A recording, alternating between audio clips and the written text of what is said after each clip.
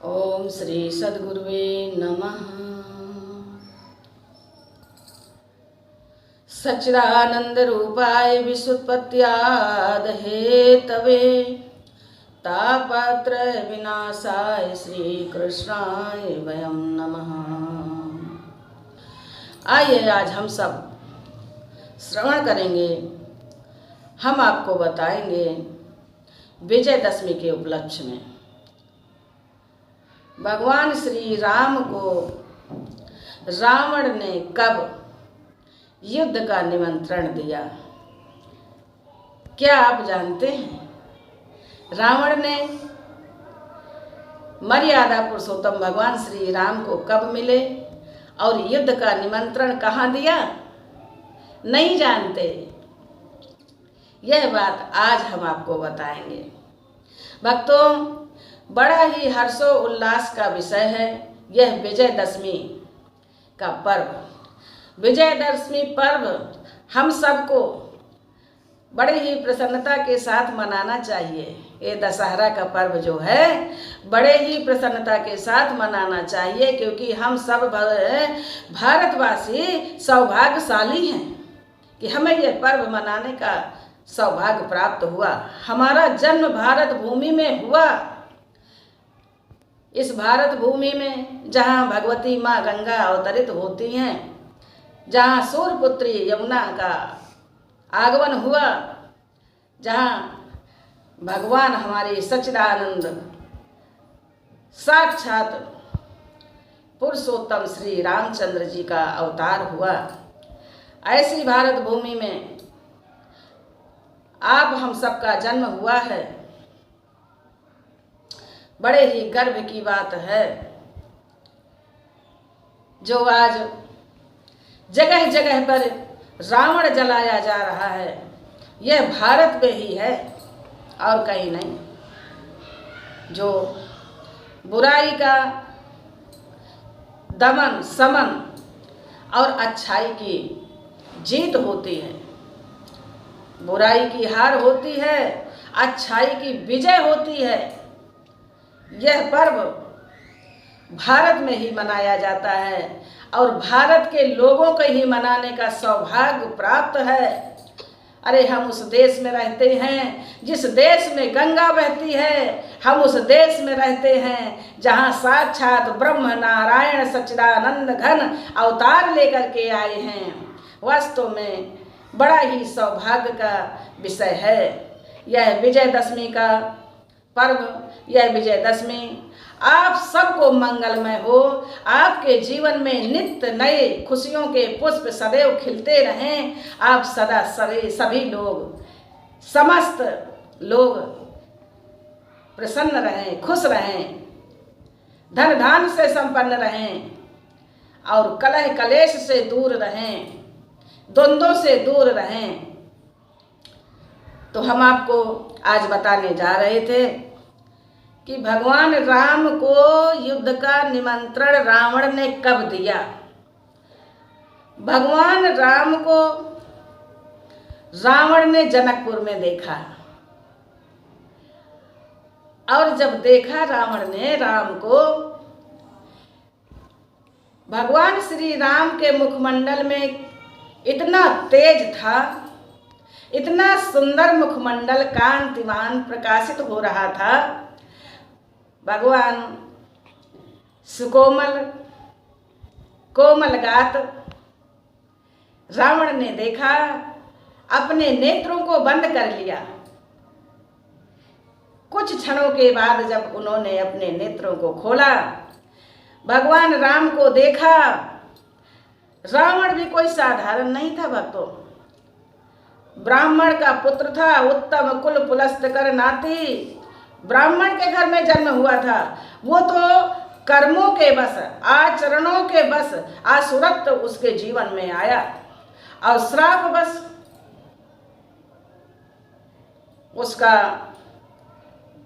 जो जीवन चरित्र और आचरण असुरत्व से परिपूर्ण थे। विद्वता में कोई कमी नहीं थी। विद्वान श्रेष्ठ भगवान श्री राम के मस्तक को पढ़ लिया और पढ़ने के बाद बोले, हे राम, तुम्हारे मस्तक में दाएं भाग में तुम्हारे पिताश्री की मृत्यु लिखी है और तुम्हें 14 वर्षों का वनवास लिखा है, और बाएं भाग में सीता जी का हरना और लंकापति का विनाश लिखा है। हे राम, तुम मनुष्य के शरीर में अवतरित हुए हो, नर लीला ही करना और कुल सहित परिवार सहित मेरा वध करके मेरे जीवन को कृतार्थ कर देना। हे राम, चुनौती देता हूं,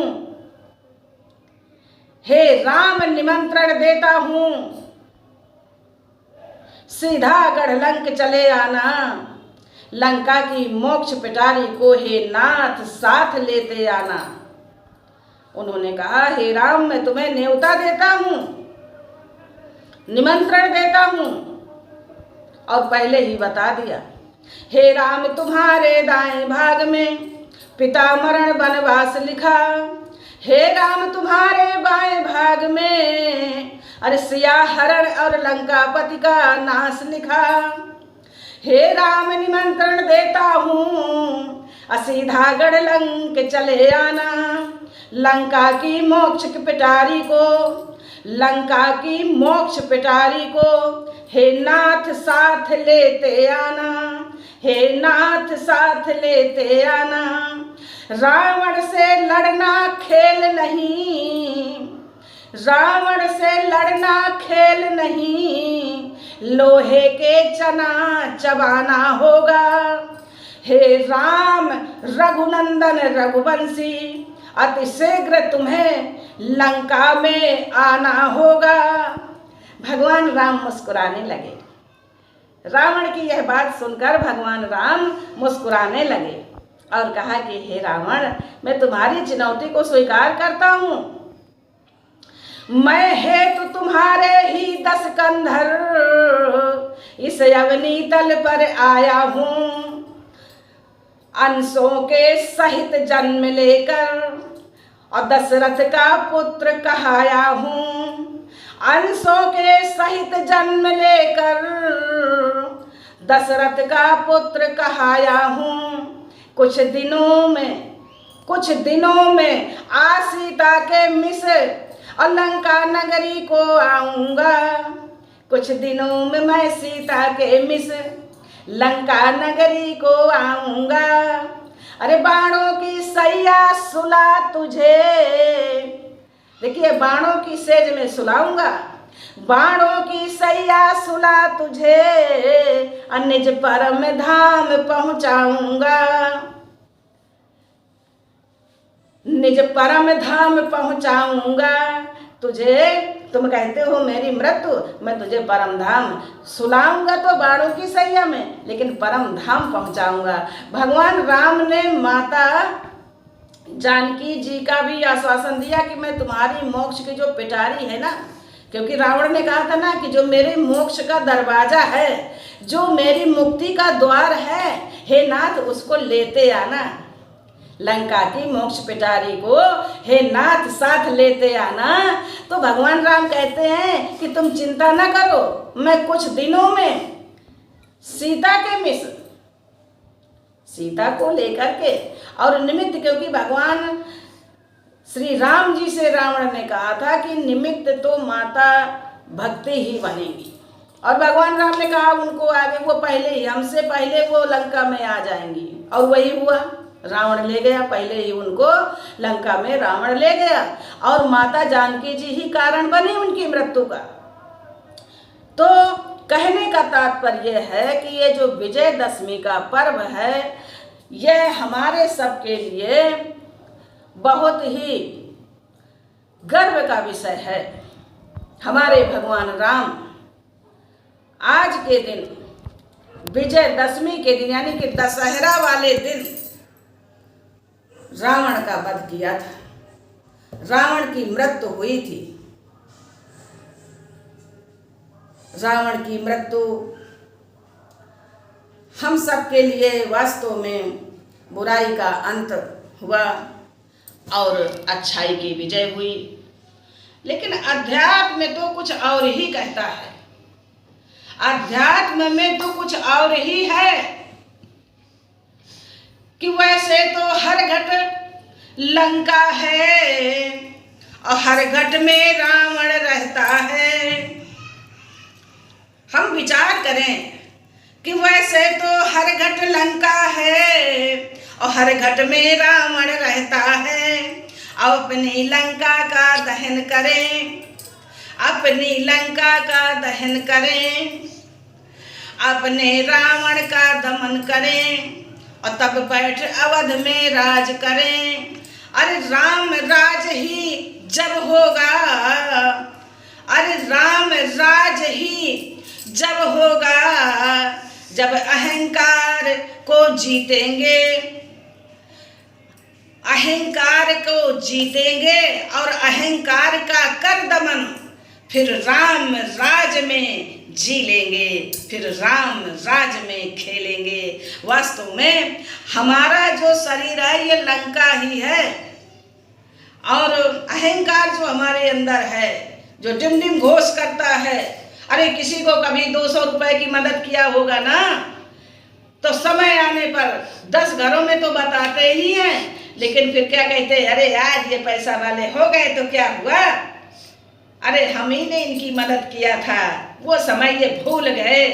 अरे किसी के घर जल रहा होगा और हमने कभी जो है 2 बाल्टी पानी डाल दिया होगा, तो फिर कैसे जो है गर्व से अहंकार से छाती चौड़ी करके बोलते हैं, अरे हम ना बुझाए होते आए तो तेरा घर जल गया होता। अरे ये अहंकार नहीं तो क्या है, यही अहंकार भैया रावण है और यही शरीर लंका है। यह अहंकार का जो विनाश हो जाए और इस लंका की पहचान हो जाए, इस लंका का दहन हो जाए तो राम राज ही है।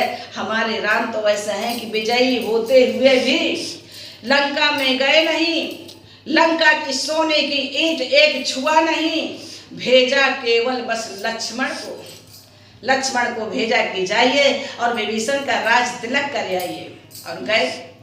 तो कहने का तात्पर्य यही है कि हमारे भगवान श्री राम जहाँ जहाँ जाते हैं सबका कल्याण ही करते हैं, सबका अपने दर्शन दे करके दर्शनों का लाभ देते हैं और जीवन मुक्त कर देते हैं। मुनि रघुवीर परस्पर नमहि, बचन अगोचर सुख अनुभवहि।